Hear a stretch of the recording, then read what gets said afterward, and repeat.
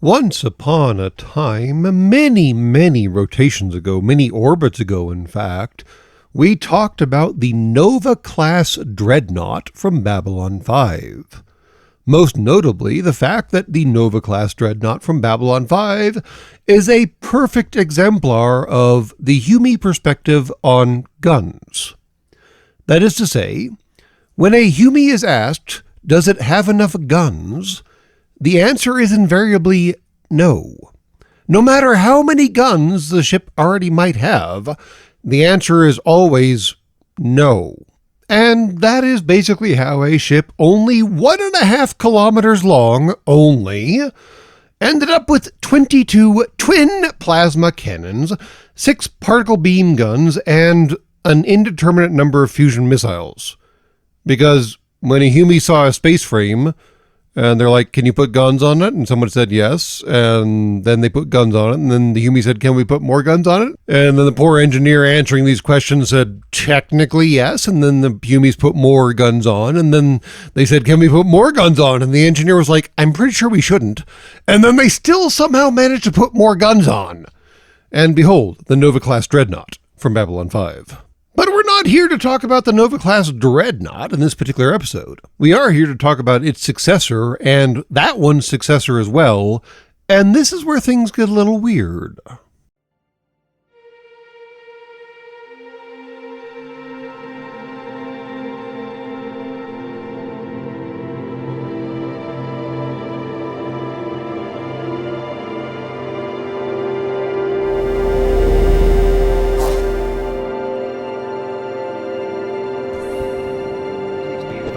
Any ship left on the dock for more than 24 hours will be compressed to a cube at the owner's expense.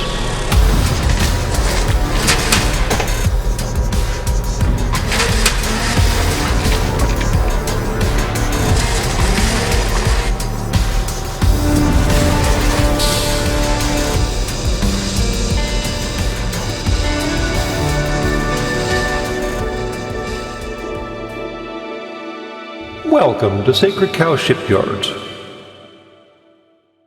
And now that we are back from our break, I am sure that everyone thinks that the Omega class, depends on whether you watched that Star Wars show or not, is the successor to the Nova class dreadnought. It's not. It kind of ended up that way, but only because a whole series of bad events happened in the way. So let's talk about the bad events because it is so hilariously parallel to some of the craziness that transpires on your planet. To start with, the actual original Nova-class dreadnought came out sometime in the 2220s. It's a little vague in the Babylon 5 timeline, but let's just call it 2225 just for the sake of it. Fine. In 2228, the Centauri did something they would probably regret forever afterwards, and made an alliance with the Dilgar. Unless you've watched Babylon 5, you probably have no idea who any of those species are. But even if you did watch Babylon 5, the Dilgar are kind of like a footnote in history in the series. Well, there's a reason for that, and we'll get into that. Because in 2230, the Dilgar assaulted the League of Non-Aligned Worlds. Now, the League of Non-Aligned Worlds is kind of this loose conglomeration of everyone who isn't Hume, Centauri, Narn, Vorlon, or Shadow. And yeah, that actually leaves a whole pile of species just kind of floating out there, and they made a loose league. It's not a very good one. A lot of them argue a lot. But it's kind of this overarching, let's call it a federation, of species in the Babylon 5 universe. And unfortunately, this league, federation, whatever you want to call it, was not prepared for the war. The Dilgar were not nice. In fact, they pretty much made their mark on history by the number and variety of war crimes they committed. They had a disturbing amount of imagination in the how to inflict pain on other species department.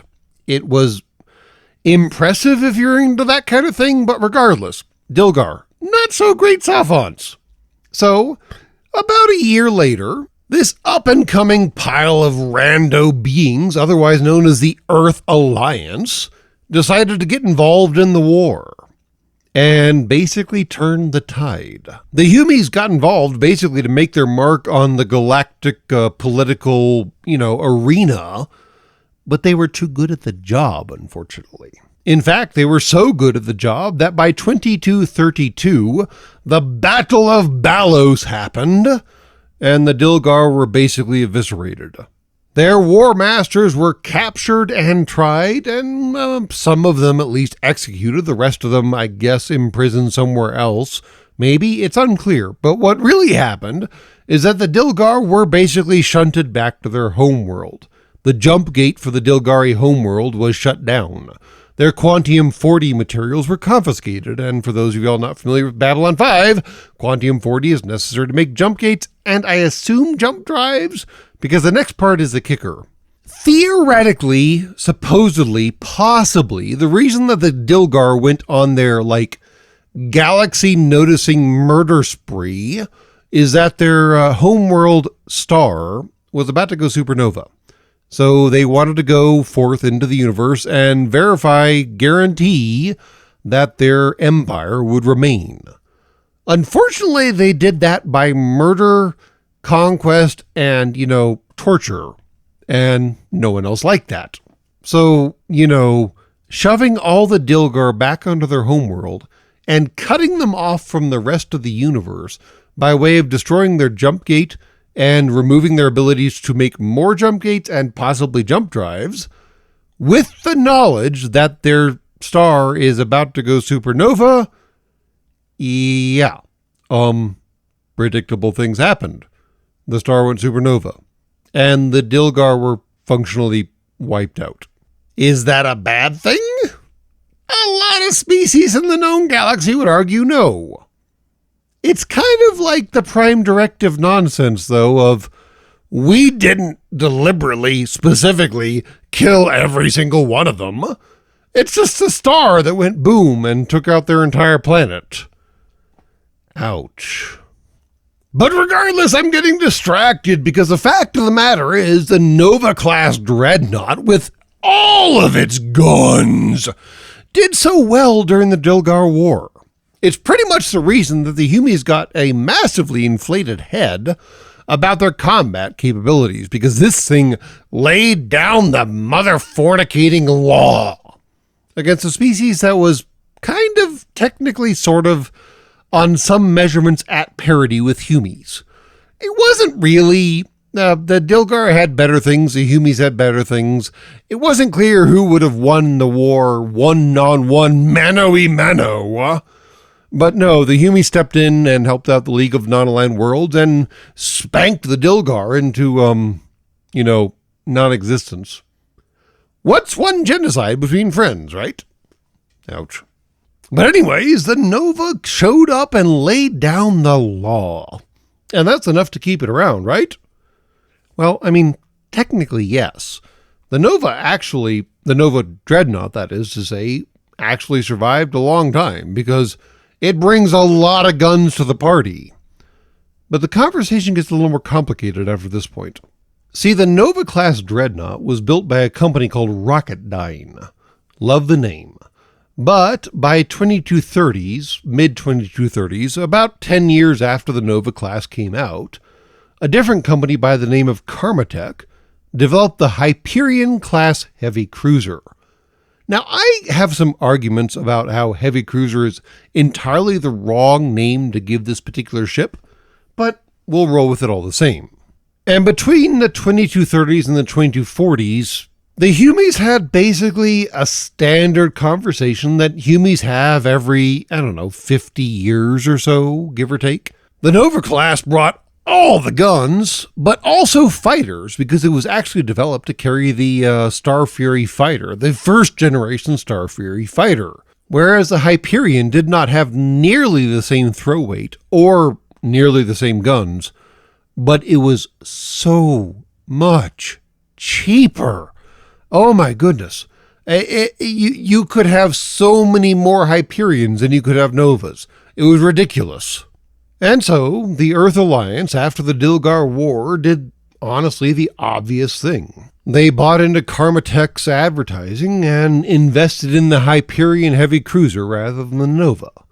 But Rocketdyne was not to be outdone. They twigged a few ears in the military-industrial complex of Babylon 5 and offered the possibility of building the last warship that Earth would ever need.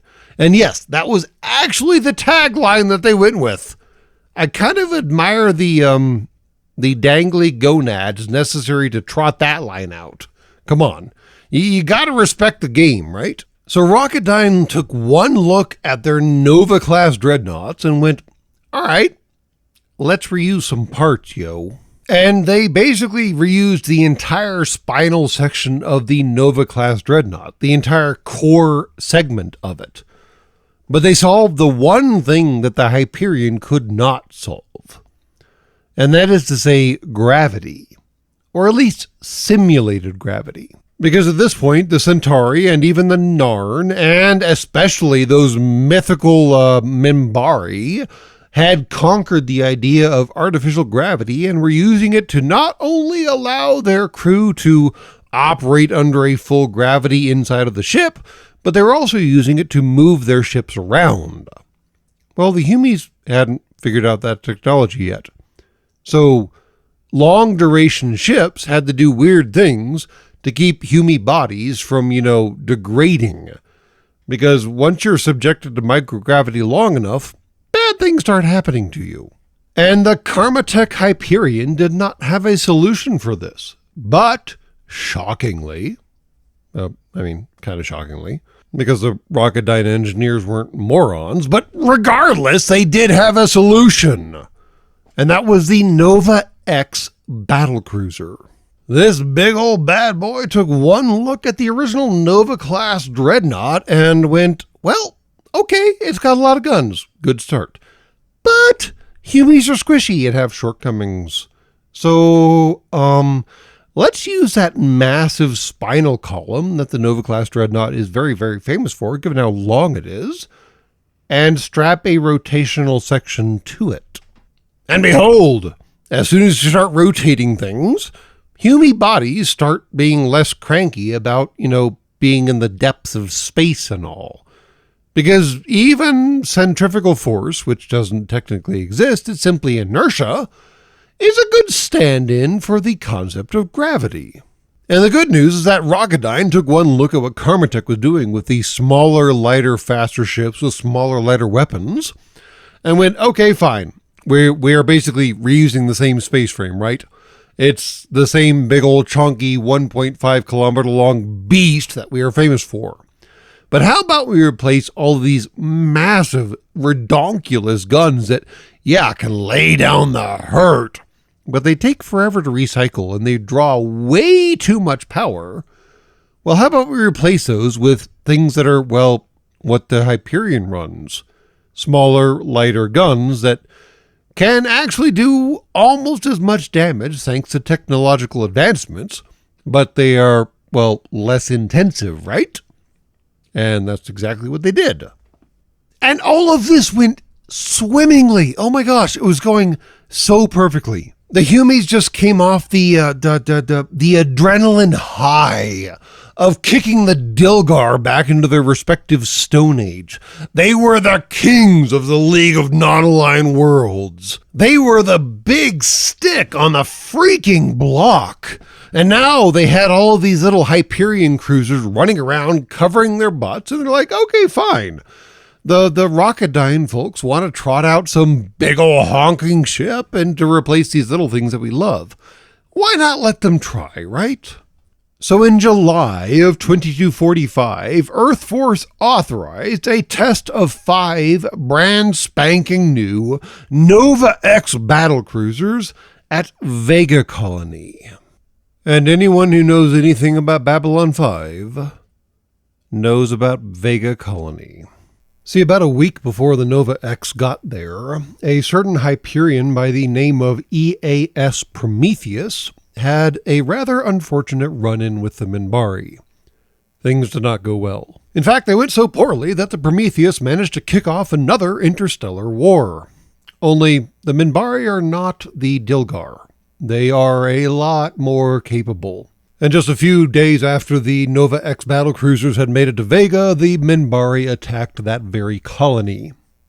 In the first 5 seconds of combat, 4 of the 5 Nova X's were destroyed outright. And the last one was technically destroyed as well, when she managed to destroy the only Minbari ship that the humans destroyed in that entire battle by ramming it. And as disastrously one-sided as that particular fight was, it proved the point to the Humies that they needed a larger, more capable war-fighting ship than the rather small Hyperions. And so Rocketdyne got the contract, got its wish, and the Omega class was born. No longer just a refitted Nova, these were full-up, purpose-built warships that served the Humies for the entirety of the Earth-Minbari War, and well into the future from there. They were still very much in service at the end of Babylon 5. So what was the big difference between the Nova X's and the Omegas? Not a lot. The Omega is technically 3 meters shorter. It has 200 more personnel on board, 850 versus 650, and it is significantly more heavily armed. But that's about it. The real external reason that the Nova X exists at all is that in the Babylon 5 movie In the Beginning, you got to see, well, the Battle of Vega Colony. Except this battle took place 3 years before the Omega class was technically introduced. And there were Omega-looking things in the background. The hypothesis was floated that they were simply modified Nova-class dreadnoughts, and it has stuck ever since. So what made the Omega such a capable combat vehicle? Well, first off, it was capable of generating its own simulated gravity, which was somewhat important for the Humies on board. That rotational section was essential for long-duration flights, cruises, deployments, however you want to phrase it. And yes, I would be terribly remiss if I did not point out that yes, the Omega class, and by extension the Nova X class, were in fact design homages to the Leonov spacecraft from Arthur C. Clarke's 2010 Odyssey 2, and of course the movie adaptation. The Leonov also features a central rotating section, and in fact the 2 arms, or however you want to phrase those 2 sections that stick out of it, bear a striking resemblance to what the Omegas ended up with as well. It's almost identical designs, and yes, it was deliberate on the part of the artists who made the Omegas. Unfortunately, it's largely unclear how the Omega itself was structured internally. What we do know is that it did carry 850 crew, like I talked about, and was capable of carrying a troop complement of 18,000. Again, I would point out that this thing is only 1,700 meters long. By way of comparison, the Ford-class carriers that the USAians are currently building are approximately 337 meters long and have a crew somewhere around 4,200 personnel. So the Omega obviously has a significant amount of automation going on, but also has a massive troop capacity, which is fascinating. Additionally, it has the capacity to carry 36 starfighters, specifically, obviously, the Star Fury fighters, for which Babylon 5 is very, very famous. And I have absolutely no doubt that the hangar for those exists in the 0G section of the ship. There would be basically no reason to move them out to the wings, so to speak. And finally, the fun part of the equation is that, yes, she does mount 6 heavy particle lasers, 6 heavy pulse cannons, 12 particle lasers of the non-heavy variety, and 12 non-heavy pulse cannons. That's a lot of hurt. Oh, and let's not forget the 2 fusion missile launchers, of course. Now, notably, the heavy weapons weren't technically spinal weapons in that the emplacements aren't particularly large, but they are what I would refer to as axial weapons. You aim them by aiming the ship. And if I remember right, I haven't been able to find graphical confirmation of this, and I would have to go through the entirety of Babylon 5 again to find the clips. Oh, the horror, the horror. But only 2 of the heavy lasers and 2 of the pulse cannons face forward, whereas 4 of each face aft, which is an interesting design consideration. The not light but not heavy particle lasers and pulse cannons were mounted on turrets scattered across the spinal hull of the Omega. There weren't any weapons actually mounted on the rotational section. And then on top of those turrets, there were also 18 Mark II defense grid energy projectors. These are the little pop guns, basically, that the Humies use to dissipate incoming energy rounds. Think of them kind of like flak guns, only meant to shoot down incoming rounds instead. Since the universe uses a lot of like plasma cannons and particle cannons, I guess if you shoot a plasma bolt with another plasma bolt, both are going to kind of disrupt each other and everything's just going to fall apart, preferably not on your ship. And yes, I would again be remiss if I did not point out that the Humies were so in love with the Omega design that they eventually made the Omega X destroyer as well. And yes, both the Omegas are destroyers. So basically the same space frame was a battlecruiser, a dreadnought, and a destroyer. Because humans suck at classification. Regardless, the Omega X was a last-ditch effort by the Earth Force military during the Earth Civil War that took the Omega class and melded shadow technology into it. Yeah, that's about the worst idea ever, isn't it? It was an astonishingly capable warship, aside from some significant details that were brought along by way of the shadow technology itself, but yeah, you don't want that. And for those of y'all not familiar with the Babylon 5 storyline, the Shadows were the big bad, although they were one of the big bads of the series, and they particularly enjoyed doing particularly nasty things to telepaths. It was not a good time. But regardless, the Omega class, and the Nova X, and the Omega X, I suppose, are they good ship designs? In universe, the answer is very much yes. They were considered to be the strongest ship of the younger races, by which I mean anyone less technologically advanced than, say, the Minbari. So the Centauri, the Narn, the whole League of Non-Aligned Worlds, the Humies, all those guys are the quote-unquote younger races. And yeah, a fully kitted and equipped Omega could probably go toe-to-toe with almost any other species' capital ship. It might not be a pretty fight, but the Humies would probably win. Now, looking at it from an outside perspective, I see at least 3 significant drawbacks of the design. First, the axial weapons. Having to aim the primary guns of the ship by pointing the ship is a lot of a drag. And I use that term deliberately because the secondary problem with the ship is, yeah, it's a massive gyroscope. A very slow, very heavy gyroscope, though. So by definition, turning the ship in any meaningful way is a complicated process. I mean, y'all have those little gyroscope toys on your planet, I feel certain. And if you get one spinning and stable and you push it, it doesn't go the way that it seems like it should, right? That's called precession. And now you have a 1,700 meter long gyroscope that you need to turn to aim its primary guns. That seems like a really complicated equation. Which is really the second argument against the particular design. Steering this thing has got to be a pain in the ass. I mean, I am sure there is a computer between the steering inputs and what actually happens on the hull of the ship, that when you turn the wheel right, or whatever inputs you provide to turn the ship right, it does the appropriate maneuvering jet craziness to actually make the nose of the ship turn right. But still, that's a very significant added layer of complication. I can just imagine some Earth Force training academy where one of the drills they run in their simulators is loss of steering computer, and you have to actuate the maneuvering thrusters manually or whatever the hell. Because yeah, the average Humie's gonna use the thrusters on the left side of the nose to turn the nose right? And then it doesn't. Yeah, that's just gotta be hysterical for the instructors. And then the last complaint really does kind of loop back to that rotational structure again, because 4 of those 12 turrets that we talked about previously are forward of the rotational structure, and 8 of them are aft. And that's all good and well when you can engage targets directly broadside or directly above or below the ship. Fine, great. But if a target is forward of your ship, well, first off, the turrets are kind of obstructed by the engine pod and I assume the hangar pod on the bow. So you're not going to engage anything directly forward of the ship with anything more than the main guns. But even if it's a forward and above or something like that, you have this massive spinny thing between a significant chunk of your turrets and the target. Now, did Earth Force do the crazy and program the turrets that they are capable of firing past the spinny bit as long as it's out of the way? Or did they simply define a prescribed cylinder around the entire ship and the turrets aren't allowed to shoot into that? I don't know, but it, again, added complications. One last thought, though. I do particularly enjoy how the ships do not appear to have any kind of hull numbers, and instead simply go with a very large emblazoning of their name on the bow structure, and then an even larger emblazoning of the initial of their name beneath that. So if you have, say, the Agamemnon and the Apollo in the same battle group, you're going to have to look a little carefully at each hull to figure out which one you're talking to, because they're both A. And that's all from Sacred Cow Shipyards.